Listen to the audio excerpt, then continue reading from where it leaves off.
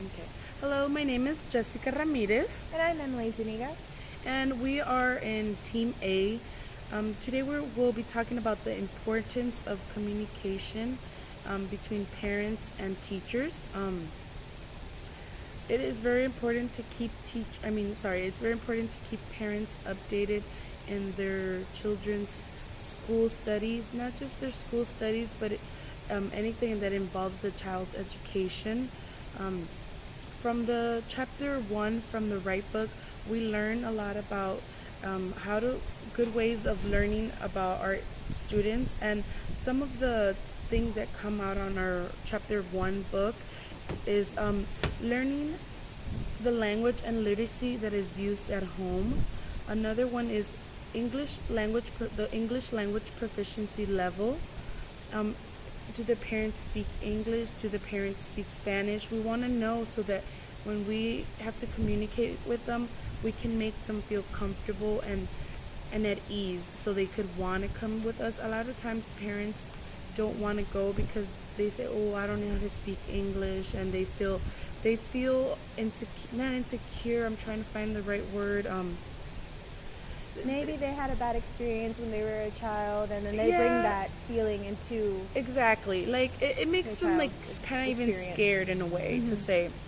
Um, we want to know the educational history at home. Did they go to school here in the United States? Did they go to school in Mexico? Did they go to school anywhere in any country? Um, Not just that, but did they even finish school? A lot of Yes. the parents in today's society, even like myself, my parents never finished school, so we want to know a lot of things about it. It's good to learn about our parents, our students' parents. Another one is the length of time in the United States. A lot of times we have new students that barely came to the United States, so they know The zero recent English. immigrants. Exactly. We have that all the time, also being that we live so close to the border. Um, we want to know the reason for the immigration. We want to know, why did they come over here. I know that a lot of times, parents come over here because they want to give their kids a better life, a better education. We know all the situations that are going on, especially in Mexico with the drug wars and all those stuff. And parents are scared for their kids. They want to give them a better education. They want a better life for them. Um, we want to learn, do they have siblings? Do they not? Do they do? Are the siblings in the same school? Are they older, younger? It's also good to know. Um, we want to know the employment history. Are the parents employed? Is the mom not employed? We want to learn a lot of things about our parents. It helps us have a better communication with them. We want to learn if there are parents that are divorced or separated, so that we know that we have to communicate not only with the mom but with the dad. Most of the time moms are the ones that are communicating because the dad usually works or stuff like that. But nowadays we know that usually both parents work, and if, like I said, if they're divorced, we want to have a communication with both parents to make them feel involved, to make them feel important. We don't want to make one parent feel less. We want to make sure they know everything that's going on in their child's education. Not just divorced parents, but also any guardian that Exactly. takes care of the child. Yes. It could be grandparents, it could be other family members, or any legal guardian that is taking care of or taking the responsibility to care for the Yes, child. exactly. Anyone that is responsible. Anyone that the guardian that takes care of the child, which could be like Emily said, it can be a grandparent, anybody. We want to have the communication. We want them to know that we care about their kids. It's very important. We want our kids to stay focused. That we value their opinions and Yes, everything. anything a parent has a concern, we want to be able to have that open communication where the parent will feel comfortable enough to come and speak to us about the concern they have. Especially when the kids have that person that's there on them, they stay focused on their education. It makes them motivated. If they know, oh, I better do my homework because my mom's going to be upset. They know when we have communication, we can let the parents know, they have homework every Friday. So the parent already knows what's going on. The parent knows what to expect. And if there's any problems, behavioral problems, it's very good to have that communication. so that the parent can also help us in ways we can help the kid, the student, be more successful. If the child likes to sit in a corner, or the child, certain little things that the child might have, and if we have that communication with the parent will know, and we can, do those accommodations for the child to make the child feel comfortable in the classroom, because that's what we want. That's our main goal. Yes, To have them comfortable. we want kids to want to be in our classroom. We want kids motivated to wanting to learn. So it's very important. We conducted a research recently, and we learned a lot of opinions on parents and how they felt towards the school their child was going to. And we had some negative comments. Comments that parents were concerned. They felt like the school wasn't communicating well enough with them towards their child's education, and they were upset. They wanted more communication. They wanted to know what was going on in their child's life. Anything. If there's a benchmark, communicate. Tell the parent, you know what, this week we're going to have benchmarks. Send a notice, send an email, a text, any which way or form that is best for you as the teacher and the parent to communicate. Just do it. When the kid is sick, anything that is gonna produce a great communication with the parent is always a plus. It will be a benefit to me, myself, because I will get to learn a lot about my students' families, the mom, the dad. I will learn a lot about my student, the specific things the student likes or dislikes. What works for that diverse student in their learning system and what doesn't work for them? Yes, we always want to find the best accommodations for the child. Like we said earlier, to make the child feel welcomed, make the child feel comfortable, confident, motivated. Every positive thing that we can conduct or give to the child and the parent, we want the best. Emily, do you want to? I'll be going further over the methods teachers can use and parents can use. So some methods that teachers can use, as told by Patricia Edwards in her text, is since it's very important to keep parents informed about their child about everything, regardless if it's educational purposes, regardless if it's fun events going around, certain events like fundraisers, anything that involves their child. A parent wants to know, of course. Yes. Right. Now, at the very beginning of school, of course, most schools have what they call an open house. Here's where parents and the children are welcome to go at the very beginning of the year into the classroom. It's a fresh new start. They find their seats. They look around the room. This is the teacher's opportunity to go ahead and sit with parents and tell them how they want to run their class, how they plan on communicating with them, whether it be through technology, whether it be through newsletters. This is a good opportunity for teachers to really go ahead and explain what they'd like to do as far as informing the parents.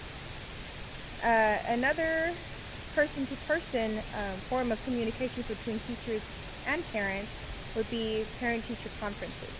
Of course, these conferences is where these parents can come in and request to make an appointment to talk about their child, about what's going on, whether it be maybe a concern over grades or something missing, an absence, anything.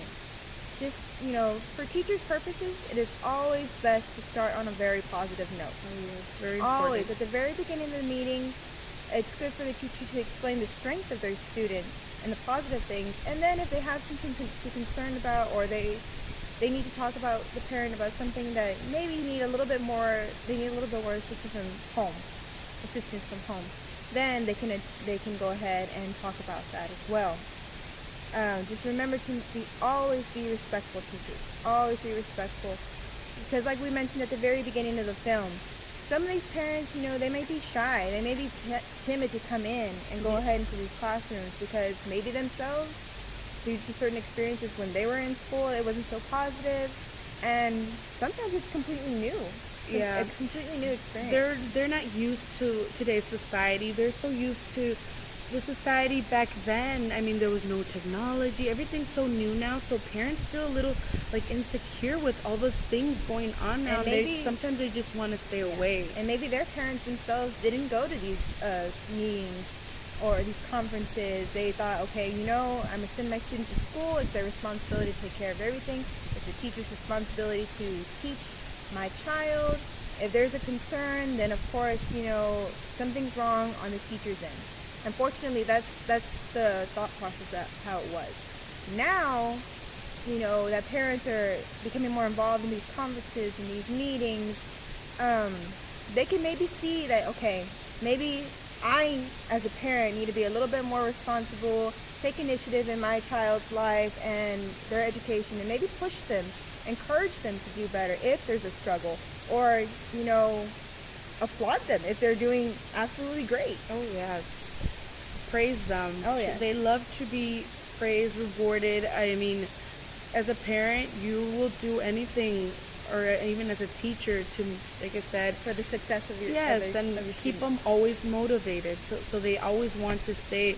Oh, I want to do my homework. I want to finish this. I want to study. I want to get 100, because there's going to be a reward. There's going to be a praise. Congratulations, you did awesome. yes. You're doing great. Kids Absolutely. love that. Absolutely. Another thing that teachers can go ahead and use as a form of communication is through technology. Now, of course, it's very understood that not every parent may have a phone, a cell phone, or access to a computer at home.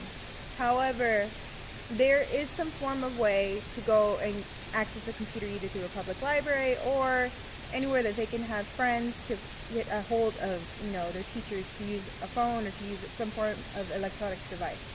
Yeah, and we know that nowadays it's a big percent of parents that do have technology. Mostly everyone nowadays have cell phone, and you know what? Mostly everyone nowadays wants to communicate over the phone, a text, email. So I think that's It's also great. the fastest way Exactly. to get a hold It's of a parent. very nice now that, because whenever we have an issue or a problem or something good, it doesn't have to be something bad. We can always shoot the parent a text. A lot of parents love that. They get a good text. Your student got 100 on my exam. Anything to keep communication. Simple phone call. It motivates. It makes the parents feel, oh, the teacher of my kid, she's so great at communicating. I mean, wow, like they love that. They want teachers like that. They want to be informed. They want to know everything that's going on, how their child is doing, even from the littlest thing. Like, even if it's just a quiz, it's still important to the Oh, parents. of course. So the phone calls, let's say you don't reach a parent. That's fine. Go ahead, leave a voicemail to that parent. Tell them the good news about their child. And then if there's a concern, go ahead and express that very briefly. And if it comes to that point where you need to set up a conference, go ahead and let them know during that time. You're just showing teachers as an initiative to go ahead and contact that parent and to bring up their child's progress throughout their education. Email. Go ahead and, like I said, most people today have access to a computer and through email. They can go ahead and email those parents. School websites. School websites are a very good way to show what's going on. So let's say if we teachers did send a newsletter out, paper form, with our students, majority of the time, I don't want to say that kids are Especially not the little responsible, ones. or the little ones. Things get shoved into the backpack at the very end of the backpack, Or get lost in the get bus lost in the bus. on the way home. We try our absolute hardest to go ahead and, I hate to say it, but sometimes pin it onto their shirt to take it home. That's very true. And if something happens, well, guess what? The school websites have those exact newsletters that should be on there. And sometimes teachers, you can actually make your own school website personal for your classroom. So in case that does happen, everything will be on your website. Parents can have full access to it. They can see what's going on in their child's life, whether it be a special week like Red Ribbon Week, or whether it be any little event. There's so many events that happen. We have autism awareness. Oh, yes. We have, there's so many. The academic school calendar, everything is available for you parents. I think we're gonna wrap up. I hope this video was good. It was just wanting to express the importance between communication. And share some methods of what we can do as teachers.